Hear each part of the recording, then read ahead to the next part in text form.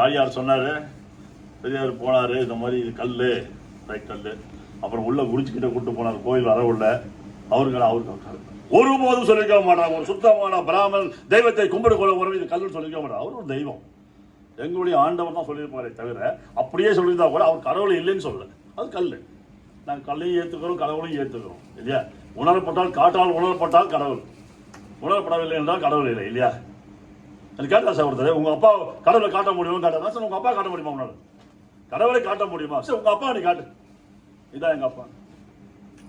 வேண்டாம், நம்ம அந்த அளவுக்குலாம் போக வேண்டாம். இதை சொல்றேன், ஆரியர்கள் திராவிடர்கள் நாங்கள்லாம் இந்துக்கள் எல்லாரும். இன்னைக்கு கூட காலையில ஒரு பெரிய வேதாந்தா ஸ்கூல் ஒரு பெரிய மீட்டிங் போய் அட்டன் பண்ணிட்டு வந்தேன்.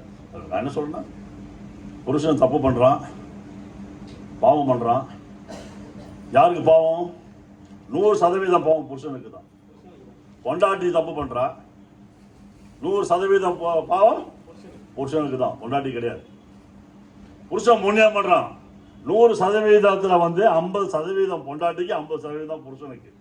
புருஷன் புண்ணியம் பண்ணா, பொண்டாட்டி புண்ணியம் பண்ணா 100% பொண்டாட்டிக்கு. எங்கள் இந்து தர்மம் தான் சொல்லி தருது.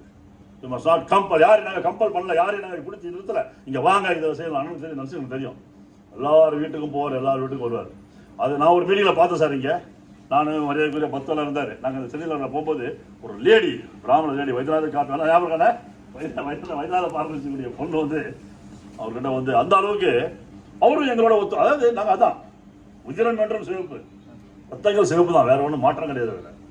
அந்த ஒரு சிந்தனையோட போறோம். நாங்கள் எங்களுடைய தர்மத்தை, மக்களுடைய அறிவை காட்டி தான் நாங்கள் போறோம். லெனின் கேட்டாங்க, மாஸ்கோ லெனின் புரட்சியாளர், அவர் கேட்டாங்க மாணவர் சபையிலே அவர் உரையாற்றி கொண்டிருக்கும் போது, சார் மாணவரை பத்தி ஒரு 3 கருத்துக்கள் சொல்லுங்க சார். மாணவரை பத்தி 3 கருத்துக்கள் சொல்லணுமா சார்? சொல்றேன் சார்.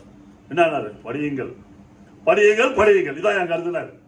நீங்கள் படித்தீர்கள் என்றால் உங்களுடைய வேதங்கள், மாதங்கள், ஜாதிகள் எல்லாம் மறைந்துவிடும், எல்லாம் போயிடும், எதுவும் கிடையாது. நீங்க பாருங்க, நம்ம நாடு மாறினே வருது, கொஞ்சம் கொஞ்சமா கலப்பு திரும்ப நடக்குது. இல்லையா? கீழே காலம் தப்பு வருது, மேலே போகும்போது சாப்ட்வேர் கம்பெனியில் பண்றோம், அப்படியே கலப்பு திரும்ப முடியும், தெரியல, ஒரு பிரச்சனை கிடையாது. அதனால இதெல்லாம் சிந்தனைகள் வேண்டும். உங்களுடைய திராவிட சிந்தனைகள், மரியாதைக்குரிய மதுரபால் ஐயர் எழுதின புத்தகங்கள், எங்க மாதிரி ஒரு எழுத்தாளர் நம்ம நாட்டில் இந்த பிள்ளையார் கோயில் தெருல இருக்கிறது எனக்கும் ஜெயராஜாவுக்கு ரொம்ப பெருமை. ஏன்னா அவருடைய தெருல இருக்குல்ல, மிக சிறந்த பேச்சாளர் சார் ஜெயராஜ் சார், நல்லா பேசுவார் சார். பெட்ரோல் சங்கத்தை நான் துரோபடி பார்த்துருக்கேன்,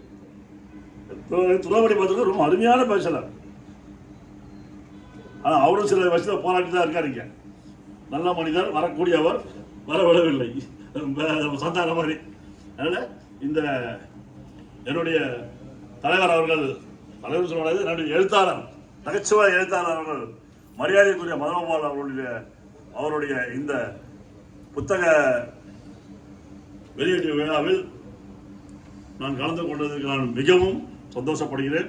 அவர் மேலும் மேலும் அவருடைய இந்த எழுத்து திறமையை இந்த நாட்டுக்கு நிரூபிக்க வேண்டும் என்று நான் உங்களை மனமார்ந்த நன்றியோடு கேட்டுக்கொள்கிறேன். நன்றி, வணக்கம்.